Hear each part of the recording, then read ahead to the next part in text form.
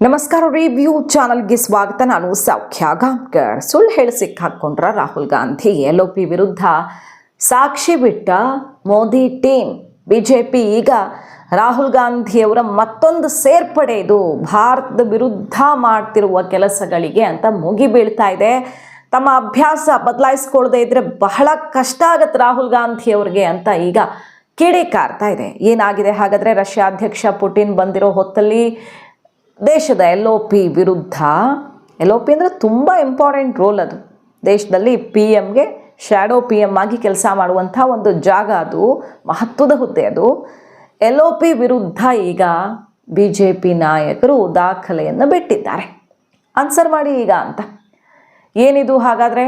ಮಾಹಿತಿ ಇಡ್ತಾ ಹೋಗ್ತೀವಿ. ಮಿಸ್ ಮಾಡಿದ್ರೆ ನಮ್ಮ ಚಾನಲ್ನ ಸಬ್ಸ್ಕ್ರೈಬ್ ಮಾಡಿ, ನಿಮ್ಮ ಅಭಿಪ್ರಾಯ ಕಮೆಂಟ್ ಮಾಡಿ ತಿಳಿಸಿ. ಎಸ್ ವೀಕ್ಷಕರೇ, ರಾಹುಲ್ ಗಾಂಧಿ ವಿರುದ್ಧ BJP ಮಾಡಿರೋ ಆರೋಪಗಳು ಬಹಳ ಗಂಭೀರ ಸ್ವರೂಪದ. ಹಿಂದೆಲ್ಲ ನೋಡ್ತೀವಿ, ಚೀನಾ ಜೊತೆ ಕನೆಕ್ಷನ್ ಇದೆಯಾ, ಮತ್ತು ಎಲ್ಲಿಂದ ಫಂಡ್ ಬಂತು ನಿಮಗೆ, ಸೋರಸ್ಸು ಸಂಬಂಧಪಟ್ಟಂತೆ ಬಿಗ್ ಲಿಂಕ್ ಇದೆ ಅಂತ ಆರೋಪ ಮಾಡಿದ್ರು.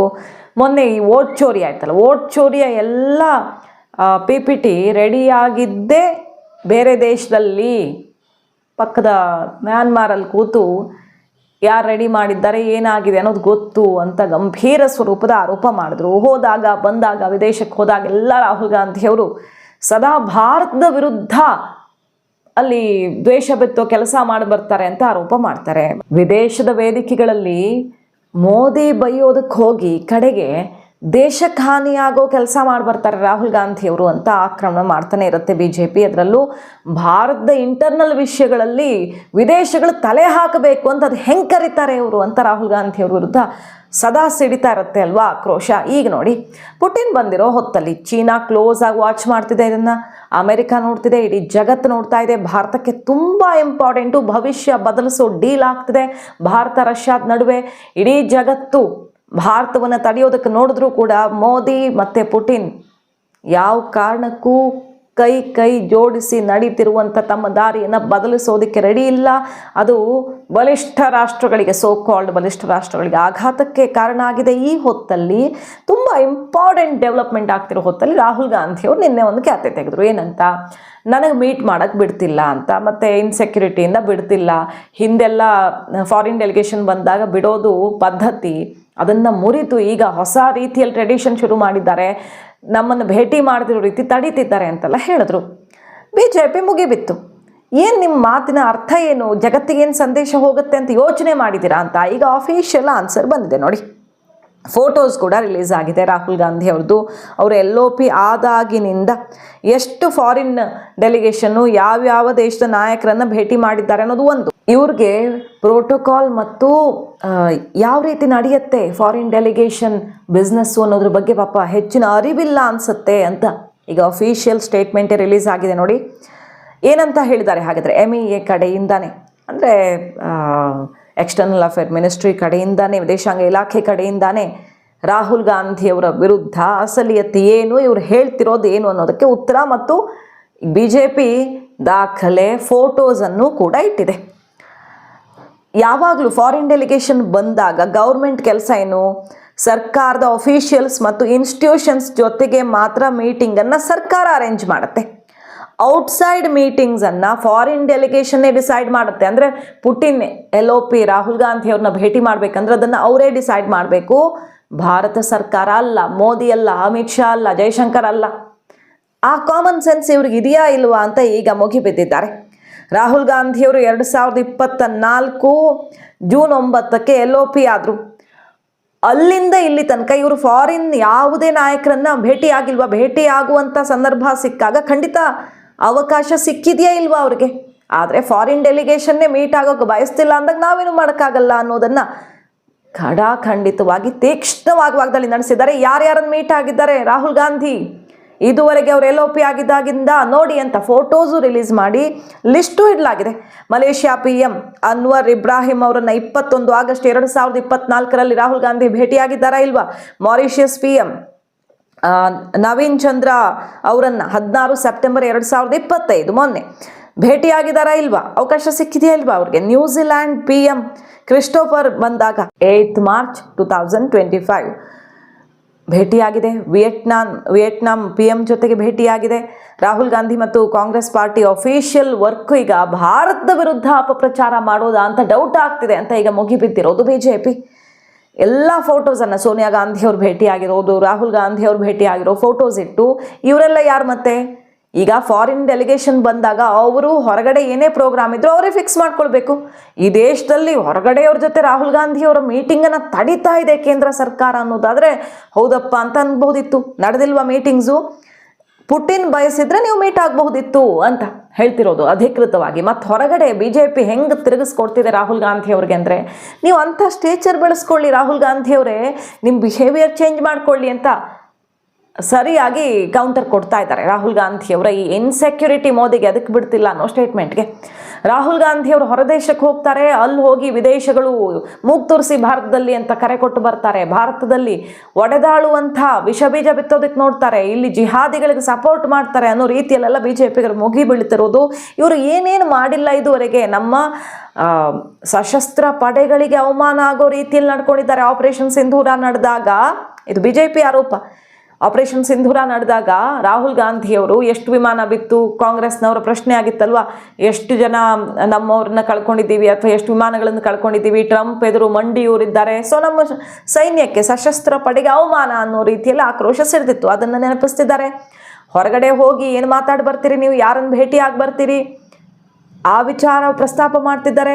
ನಮ್ಮ ದೇಶದ ಸಾಂವಿಧಾನಿಕ ಸಂಸ್ಥೆಗಳು, ಅದು EC ಇರಬಹುದು, ಬೇರೆ ಬೇರೆ ಪ್ರಮುಖ ಸಂಸ್ಥೆಗಳಿಗೆ ನೀವು ನಡ್ಕೊಳ್ತಿರೋ ರೀತಿ ನೀತಿಯ ಬಗ್ಗೆ ನಾವು ವಿಶೇಷವಾಗಿ ಹೇಳಬೇಕಾ ಅನ್ನುವ ಪ್ರಶ್ನೆಯನ್ನು ಇಡ್ತಿದ್ದಾರೆ.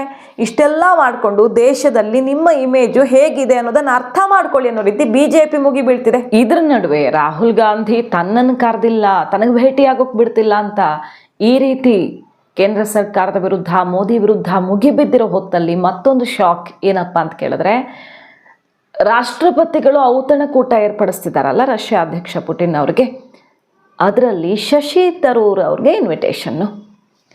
ಇದನ್ನು ನೋಡ್ತಾ ಇದ್ದರೆ, ಈ ಬೆಳವಣಿಗೆ ನೋಡ್ತಾ ಇದ್ದರೆ, ಓಕೆ ಅವರು ಆಪರೇಷನ್ ಸಿಂಧೂರ ಟೈಮಲ್ಲಿ ವಿದೇಶಾಂಗ ನಿಯೋಗ ಲೀಡ್ ಮಾಡಿದರು, ಮತ್ತು ಭಾರತದ ಬಗ್ಗೆ ತುಂಬ ಹೆಮ್ಮೆಯಿಂದ ಪಕ್ಷಾತೀತವಾಗಿ ಮಾತಾಡ್ತಿದ್ದಾರೆ. ಇತ್ತೀಚೆಗೆ ಅವರ ಟೋನು ಎಲ್ಲ ಚೇಂಜ್ ಆಗಿದೆ. ಸೊ ಏನೋ ಒಂದು ಬಹಳ ದೊಡ್ಡ ಬದಲಾವಣೆಗೆ ದಾರಿ ಆಗಬಹುದು. ಶಶಿ ತರೂರ್ ಅವ್ರಿಗೆ ಬರೀ ಔತಣಕೂಟಕ್ಕೆ ಇನ್ವಿಟೇಷನ್ ಅಲ್ಲ, ಮುಂದಿನ ದಿನಗಳಲ್ಲಿ ಏನು ಬೇಕಾದರೂ ಗಿಫ್ಟ್ ಸಿಗಬಹುದು. ಕೇರಳ ಎಲೆಕ್ಷನ್ ಬೇರೆ ಹತ್ತಿರ ಬರ್ತಿರೋ ಟೈಮಲ್ಲಿ BJP ಶಶಿ ತರೂರ್ ಸುತ್ತ ಏನೋ ಒಂದು ಗೇಮ್ ಪ್ಲಾನ್ ರೆಡಿ ಮಾಡಿದೆ ಅನ್ನೋದ್ರಲ್ಲಂತೂ ಡೌಟ್ ಇಲ್ಲ. ಇದು ರಾಷ್ಟ್ರಪತಿಗಳ ಔತಣಕೂಟ, ರಾಜಕೀಯಕ್ಕೂ ಇದಕ್ಕೂ ಸಂಬಂಧ ಇಲ್ಲ ಅಂತ ಅನಿಸಿದ್ರು ಕೂಡ ಶಶಿ ತರೂರ್ಗಿರುವಂತಹ ಮಹತ್ವ ರಾಹುಲ್ ಗಾಂಧಿ ಅವ್ರಿಗಿಲ್ವಾ ಅನ್ನೋ ರೀತಿಯಲ್ಲಿ, ಖರ್ಗೆ ಅವ್ರಿಗೆ ಇನ್ವಿಟೇಷನ್ ಇಲ್ಲ, ರಾಹುಲ್ ಗಾಂಧಿ ಅವ್ರಿಗಿಲ್ಲ, ಯಾರಿಗೂ ಇಲ್ಲ, ಶಶಿ ತರೂರ್ ಅವ್ರಿಗೆ ಆಹ್ವಾನ ಕೊಟ್ಟಿದ್ದಾರೆ. ಅದಕ್ಕೊಂದು ಜಸ್ಟಿಫಿಕೇಶನ್ ಇರುತ್ತೆ ಸಹಜವಾಗಿ. ಇದು ರಾಷ್ಟ್ರಪತಿಗಳ ಔತಣಕೂಟ, BJPದಲ್ಲ ಅಥವಾ ಬೇರೆಯವ್ರದ್ದಲ್ಲ, ಆದರೂ ಕೂಡ ಗಮನ ಸೆಳೀತಾ ಇದೆ. ಈಗ ವಿದೇಶಾಂಗ ಇಲಾಖೆ ದಾಖಲೆ ಸಮೇತ ಉತ್ತರ ಕೊಟ್ಟಿದ್ರೆ BJP ನಿಮ್ಮ ಬಂಡವಾಳ ಗೊತ್ತಾಗಲಿ ಜನಕ್ಕೆ, ನೀವು ಹೇಳ್ತಿರೋ ಸುಳ್ಳು, ನೀವು ಕಟ್ತಿರುವಂಥ ಕಥೆ ಏನು ಅಂತ ಜನಕ್ಕೆ ಅರ್ಥ ಆಗಲ್ಲ ಅಂದ್ಕೊಂಡ್ರ ಅನ್ನೋ ರೀತಿಯಲ್ಲಿ ಅಟ್ಯಾಕ್ ಮಾಡ್ತಿರೋದು. ಹಾಗೆ ಯಾರು ಟೆರರಿಸ್ಟ್ಗಳು ಅಂತ ಈ ದೇಶ ಭಾವಿಸುತ್ತೋ ಕೆಲವರಿಗೆಲ್ಲ ಜಿಹಾದಿ ಮೈಂಡ್ ಸೆಟ್ ಅವ್ರಿಗೆ ನಿಮ್ಮ ಸಪೋರ್ಟ್ ಸಿಗತ್ತೆ ಯಾಕೆ ಅನ್ನೋ ರೀತಿಯಲ್ಲಿ BJP ಈಗ ಅಟ್ಯಾಕ್ ಮಾಡ್ತಿರೋದು. ಸೊ ರಾಹುಲ್ ಗಾಂಧಿ ಅವರೇ, ನಿಮ್ಮ ಮೇಲೆ ಹೇಗೆ ನಂಬಿಕೆ ಇಡೋದು, ನೀವು ನಂಬಿಕೆ ಗಳಿಸಿ ಫಸ್ಟ್ ದೇಶದ್ದು ಅಂತ BJP ಅಟ್ಯಾಕ್ ಮಾಡ್ತಿರೋದು. ಶುದ್ಧ ಸುಳ್ಳು ಹೇಳೋ ಮೂಲಕ ಸಮಾಜದ ಮತ್ತು ಜನರ ದಾರಿ ತಪ್ಪಿಸೋ ಪ್ರಯತ್ನವನ್ನು ರಾಹುಲ್ ಗಾಂಧಿ ಅವರು ಸದಾ ಮಾಡ್ತಿರ್ತಾರೆ. ಇನ್ನೆಲ್ಲ ಜನ ಮೋಸ ಹೋಗಲ್ಲ ರಾಹುಲ್ ಗಾಂಧಿ ಅವರೇ ಅಂತ BJP ಉತ್ತರ ಕೊಡ್ತಿದೆ. ಇನ್ನು ಡಿಪ್ಲೊಮೆಟಿಕ್ ಪ್ರೋಟೋಕಾಲ್ ಏನು ಅನ್ನೋದನ್ನು ಅರ್ಥ ಮಾಡ್ಕೊಂಡಿದ್ದಾರಾ ಇಲ್ವಾ ಇವರು ಅಂತ ಕಂಗನಾ ರಾವತ್ ಇರಬಹುದು, BJP MPಗಳು, JDU ನಾಯಕರು, NDA ಕೂಟದ ನಾಯಕರೆಲ್ಲ ಮುಗಿಬಿದ್ದಿದ್ದಾರೆ ಫಸ್ಟ್ ಅರ್ಥ ಮಾಡ್ಕೊಳ್ಳಿ ಅಂತ. ವಾಜಪೇಯಿ ಅವರ ಎಕ್ಸಾಂಪಲ್ ಬೇರೆ ಕೊಡ್ತಾರೆ. ವಾಜಪೇಯಿ ಅವ್ರ ಥರ ನೀವು ಆಗಬೇಕಾ, ಅವ್ರಿಗೆ ನಿಮಗೆ ಕಂಪೇರ್ ಮಾಡ್ಕೊಳ್ತಿದ್ದೀರಾ? ಆ ಥರ ಮಾಡ್ಕೊಳ್ಬೇಕು ಅಂದರೆ ನೀವು ಫಸ್ಟ್ BJPಗೆ ಬಂದು ಟ್ರೈ ಮಾಡಿ ಆಗತ್ತಾ ಅಂತ, ಆ ಲೆವೆಲ್ಗೆ ವಾಜಪೇಯಿ ಅವ್ರ ಲೆವೆಲ್ಗೆ ಹೋಗೋಕ್ಕಾಗತ್ತಾ ಟ್ರೈ ಮಾಡಿ ನೋಡಿ ಅಂತ ವ್ಯಂಗ್ಯವಾಡ್ತಿದ್ದಾರೆ.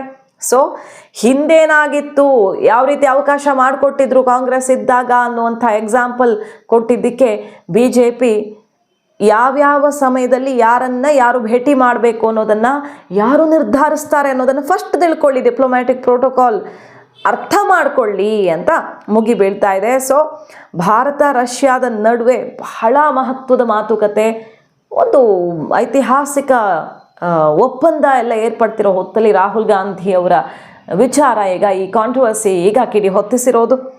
ದೊಡ್ಡ ಲಿಸ್ಟೇ ಇಟ್ಟಿದ್ದಾರೆ ಅವರು, ಯಾರ್ಯಾರನ್ನು ಭೇಟಿಯಾಗಿದ್ದಾರೆ, ಯಾಕೆ ನೆನಪಿಲ್ಲ ಇವ್ರಿಗೆ ಅಂತ. ಬಾಂಗ್ಲಾದೇಶ್ PM-ನ ಭೇಟಿಯಾಗಿದ್ದಾರೆ, ಮಲೇಷಿಯನ್ PM-ನ ಭೇಟಿಯಾಗಿದ್ದಾರೆ, ಮಾರಿಷಿಯಸ್ಸು ಮತ್ತು ನ್ಯೂಜಿಲ್ಯಾಂಡು, ವಿವಿಧ ಕಡೆಗಳಿಂದ ಬಂದವ್ರಿಗೆಲ್ಲ ಅವಕಾಶ ಸಿಕ್ಕಿದೆ ಇವ್ರಿಗೆ. ಸಿಕ್ಕ ಚಾನ್ಸನ್ನೇ ಇವರು ಸರಿಯಾಗಿ ಬಳಸ್ಕೊಳ್ಳೋದೇ ಇಲ್ಲ. ಎಲ್ಲಿ ಮಾತಾಡಬೇಕೋ ಅಲ್ಲಿ ಪಲಾಯನ ಮಾಡ್ತಾರೆ.